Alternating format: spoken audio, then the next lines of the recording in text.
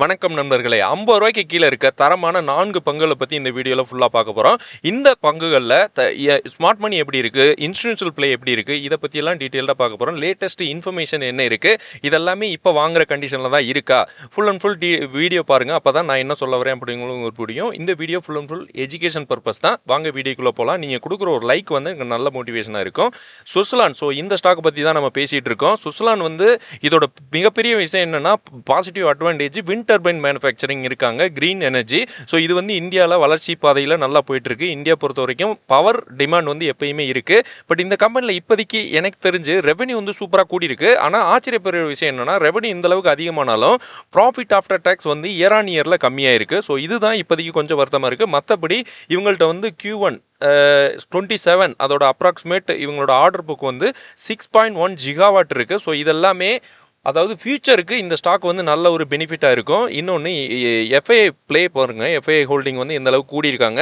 அதேமாரி recent குவார்ட்டரில் retailers வெளியில் போயிருக்காங்க. மற்றபடி இந்த ஸ்டாக் நல்ல ஹெல்த்தியாக தான் இருக்குது. ஏன்னா ஸ்மார்ட் மணி தீமில் இருக்கவங்க அப்படியே இருக்காங்க. மியூச்சுவல் ஃபண்ட் ஒரு பக்கம் கூட்டிகிட்டு இருக்காங்க. வாங்க இதோட சார்ட் பேட்டர்ன் பார்த்துடலாம். இதெல்லாமே லாங் டேர்முக்கு நீங்கள் நல்லா வச்சுக்கிற வேண்டிய ஒரு ஸ்டாக் தான். இன்னும் நல்ல பாட்டமில் இருக்குது.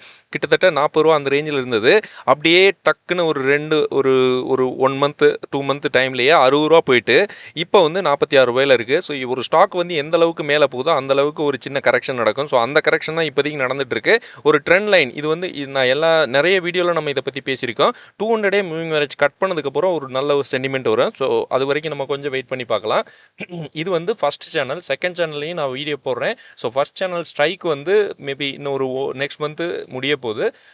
அந்த சேனலில் ஜாயின் பண்ணாதவங்க ஜாயின் பண்ணிக்கோங்க. நமக்கு டெலகிராம் குரூப்பு இருக்குது, வேணும்னா ஜாயின் பண்ணுங்கள். ரெண்டாவது stock Yes Bank. Yes Bank ஒரு பிரைவேட் செக்டாரில் இருக்க நல்ல ஒரு ரீட்டைல் ஃபோக்கஸ்டு பேங்க்கு. இந்த ஸ்டாக்கில் நெட் ப்ராஃபிட், அதாவது இந்த பேங்க் ப்ராஃபிட் நல்லா இயர் ஆன் இயரில் கூடியிருக்கு. அதே மாதிரி என்ஐஏயும் கூடியிருக்கு. என்ஐஎம் அதுவுமே இம்ப்ரூவ் ஆகிருக்குன்னு சொல்கிறாங்க. இதில் பாசிட்டிவ் என்னென்னா ப்ராஃபிட் கூடியிருக்கு, அதோட லோன் இவங்க கொடுக்குற லோனும் கூடியிருக்கு. அதேமாரி டெபாசிட்டும் நல்லா கூடியிருக்குங்கிறாங்க. இந்த கம்பெனி இந்த பேங்க் ஓவராலாக நல்ல ஒரு பாசிட்டிவ் சென்டிமெண்ட்டில் இருக்குது. அதனால் நம்ம லோன் 18% கூடியிருக்கு. இவங்க கடன் நிறைய வெளியில் கொடுக்குறாங்க. மேபி இவங்களுக்கு அடுத்து வர்ற குவார்ட்டர்லாம் நல்ல ப்ராஃபிட் இருக்கும் அப்படின்னு எக்ஸ்பெக்ட் பண்ணலாம். பட் நல்ல ரிசல்ட் கொடுத்தாலுமே இந்த ஸ்டாக் ரீசெண்ட் டைமில் நல்ல ரேலி ஆகலை. அதை வச்சு மட்டும் வாங்கக்கூடாது. அதுக்காக தான் நான் இதை ஹைலைட் பண்ணுறேன். எந்த ஸ்டாக் நல்ல இப்போ ஒரு சில ஸ்டாக்லாம் நல்ல ப்ராஃபிட் ஏர்னிங்ஸ் கொடுத்துருப்பாங்க, நல்ல சேல்ஸ் ஹையர் ஆகிருக்கும் அவங்களோட result, Q1 result, Q2 ரிசல்ட்டெல்லாம். But அவங்க இப்போ அந்த டைமில் தான் அடிச்சு கீழே இறக்குவாங்க. அந்த டைமில் தான் ப்ராஃபிட் புக்கிங் நடக்கும். அதை வச்சு நீங்கள் வாங்காதீங்க அப்படின்னு தான் சொல்லுவேன். ஓவராலாக நீங்கள் ஜெனரிக்காக பார்த்தாலே உங்களுக்கு தெரியும். இதோட மியூச்சுவல் ஃபண்ட் ஹோல்டிங் பாருங்கள், சூப்பராக இருக்குது. அதேமாதிரி எஃப்ஐஏ நல்ல ஒரு ஸ்டேக்கை கூட்டியிருக்காங்க. அதேமாதிரி ரீட்டைலர்ஸ் வெளியில் போகிறாங்க. அது பாசிட்டிவ். ஸ்மார்ட் மணி தீமில் இருக்கவங்க அப்படியே தான் இருக்காங்க. வாங்க இதோட சார்ட் பேட்டர்ன் பார்த்துடலாம். அதாவது எஸ் பேங்கும் ஒன் ஆஃப் தி நல்ல ஒரு பேங்க் தான். இது 200 மூவிங் ஆவரேஜ் பக்கத்துலலாம் வரலங்க. இப்போதைக்குமே ஒரு சப்போர்ட் லைனில் தான் இருக்குது. ரூ. 22 ட்ரேட் ஆகிட்டு இருக்குங்க. 22.74 அந்த டைமில். இந்த ஸ்டாக்லாம் லாங் டேர்முக்கு நீங்கள் வைக்கும்போது உங்களுக்கு நல்ல ஒரு பெனிஃபிட்டாக இருக்கும். அப்படி தான் நீங்கள் பார்க்கணும். லாங் டேர்ம் ஸ்டாக்கு இது ஒன்று. அதேமாதிரி சுஸ்லான் நமக்கு ஸ்விங்குக்கும் யூஸ் பண்ணலாம், லாங் டேர்முக்கும் நல்ல கம்பெனி தான். ரிலையன்ஸ் பவர் ஸ்விங்குக்காக தான் நான் யூஸ் பண்ணுவேன். பட் நீங்கள் எப்படி யூஸ் பண்ணணும் அப்படிங்கிறத உங்களுக்கு எப்படி தேவை அதை பொறுத்து தான் நீங்கள் யூஸ் பண்ணுற மாதிரி இருக்கும். இந்த stock power generation company. Reliance power Reliance அந்த ஒரு குரூப்பில் இருக்க ஒரு கம்பெனி.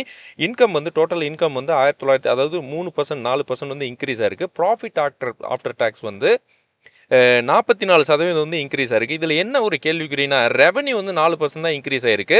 பட் ப்ராஃபிட் 45% இன்க்ரீஸ் ஆயிருக்கு. இது மட்டும் தான் எனக்கு கொஞ்சம் கொஸ்டினாக இருக்குது.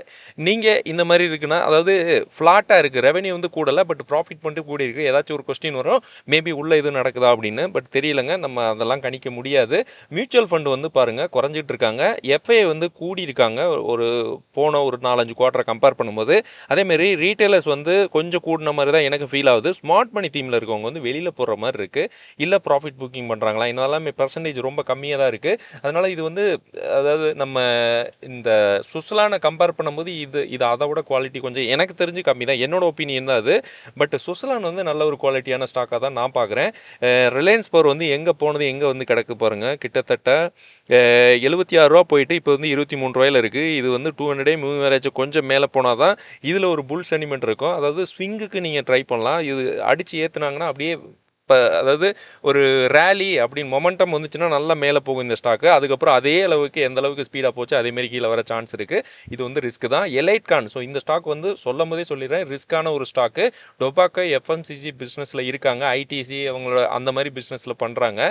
பட் இருந்தாலும் ரெவென்யூ வந்து இவங்களுக்கு நல்ல ஒரு ரெவென்யூ கொடுத்துருக்காங்க. ப்ராஃபிட் ஆஃப்டர் டேக்ஸ் வந்து 65 கோடி 8x இயர் ஆன் இயர் கூடி இருக்குன்னு சொல்கிறாங்க. பட் இதெல்லாமே எந்த அளவுக்கு இவங்க நல்லா கொடுத்தாலும் இது வந்து ஒரு மேனிப்புலேஷன் பண்ணுற மாதிரி தான் நமக்கு தோணுது.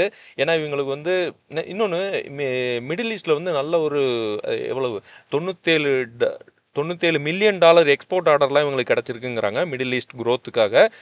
இதில் வந்து என்ன பிரச்சனைனா செபி வந்து நிறைய இஷ்யூ இந்த கம்பெனி மேலே பண்ணிகிட்டு இருக்காங்க. ஏன்னா ப்ரைஸ் மூவ்மெண்ட்லாம் கிட்டத்தட்ட ₹1 இருந்தது எவ்வளோ ஒரு 1000 மடங்கு மேலே 100 400 வரைக்கும் போயிருக்குன்னு நினைக்கிறேன். சார்ட்டை பார்த்தாலே தெரிஞ்சிடும். ஸோ இந்த ஸ்டாக்கில் நிறைய பாசிட்டிவ் விஷயங்கள் இருக்குது. பட் இருந்தாலும் செபிகிட்ட இருந்து வாங்க சார்ட்டை பார்த்துடலாம். செபிக்கிட்ட இருந்து நிறைய இஷ்யூஸ் வர்ற மாதிரி இவங்க ஹைலைட் பண்ணுறாங்க.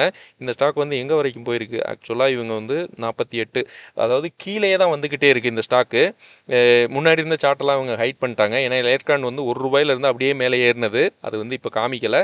ஸோ இந்த ஸ்டாக்கில் வந்து என்னென்னா ₹15 இருக்குது. நிறைய பேர் வந்து இந்த இடத்துலலாம் வாங்கி அப்படியே கீழே தான் டவுன் ட்ரெண்ட்னா அப்படியே கீழே தான் போயிட்டே இருக்குது. ஸோ இந்த ஸ்டாக்கில் இருந்தெல்லாம் கொஞ்சம் ஒதுங்கி இருக்கணும். லாங் டேர்ம் ஸ்டாக்லாம் நம்ம சொல்ல முடியாது. ஒரு நண்பர் வந்து கேட்டிருந்தாரு, மேபி அவர் வந்து மல்டி பேக்கர் ஆகுமா அப்படின்னு கேட்குறாரு.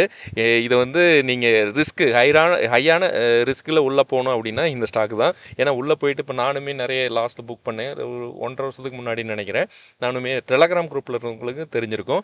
எஃப்ஏ வந்து உங்களோட ஸ்டேக்கை வந்து கொஞ்சம் குறைச்சிருக்காங்க. மேபி ப்ராஃபிட் மேக்கிங் பண்ணுறாங்களான்னு தெரில, இல்லை ரீட்டைலர்ஸ் வந்து அதை வாங்கிட்டு இருக்காங்களான்னு தெரில. பட் இந்த ஸ்டாக்லலாம் கொஞ்சம் நான் வந்து வெளியில் தான் இருப்பேன்.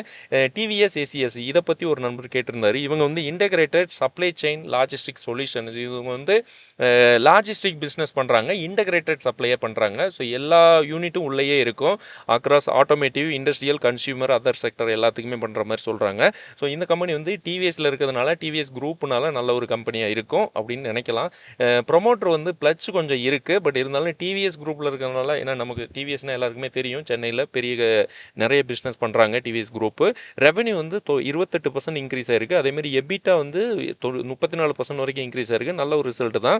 அதேமாரி ரீட்டைலர்ஸ் அண்ட் அதர்ஸ் வந்து அப்படியே தான் இருக்காங்க. ஸ்மார்ட் மணி தீமில் இருக்கவங்க அப்படியே தான் இருக்காங்க. எஃப்ஐ மட்டும்தான் ஒரு பக்கம் செல் பண்ணிகிட்டு இருக்காங்க. இது மட்டும் தான் கொஞ்சம் நெகட்டிவாக இருக்குது. மற்றபடி இதில் வந்து ப்ரொமோட்டர் வந்து கொஞ்சம் ப்ளட்ஜ் வந்து கூடி இருக்க மாதிரி இருக்குது. பட் அது ப்ராப்பராக லாஸ்ட் 6 மந்த் பார்த்தீங்கன்னா அப்படியே மெயின்டைன் பண்ணுறாங்க. அது வரைக்கும் நல்ல ஒரு பாசிட்டிவ் தான். ஸோ இவங்க வந்து ஒரு பைப்லைன், அதாவது ரெவென்யூ வந்து கூடியிருக்கு. அதேமாரி 7500 கோடி பைப்லைன் அந்த க்ரோத்துக்காக ஆர்டர் வச்சிருக்கா சொல்கிறாங்க. இது வந்து அடுத்த நெக்ஸ்ட் லெவல் க்ரோத்தாக இருக்குமா அப்படின்னு நிறைய எதிர்பார்க்கலாம். ஏன்னா இது லாஜிஸ்டிக் பிஸ்னஸ் வந்து நல்ல ஒரு பிஸ்னஸ் தான் இப்போதைக்கு இந்தியா பொறுத்த வரைக்கும். ஏன்னா நிறைய தேவைகள் இருக்குது, அங்கங்கே போகணும் அப்படின்னு.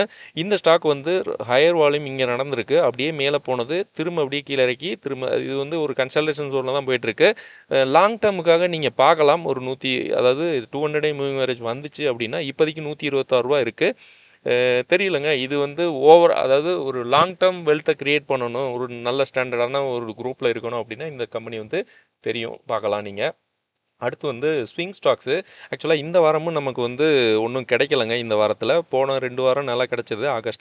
ஆகஸ்ட் 3வது வாரம் ஒன்றும் கிடைக்கல. எம்இன்னு ஒன்று வந்து நம்ம உள்ளே போய் வச்சுருக்கோம். அந்த ஸ்டாக் வந்து நல்ல ஸ்டாக் மாதிரி தெரியுது. நம்ம வந்து உள்ளே போயிருக்கோம், என்ன பண்ணணும்னு தெரில. பிஎல்எஸ் வந்து நம்ம வாங்கினதுக்கப்புறம் அப்படியே நோ மூமெண்ட். சிர்மா வந்து இப்போ நெகட்டிவாக தான் இருக்குது.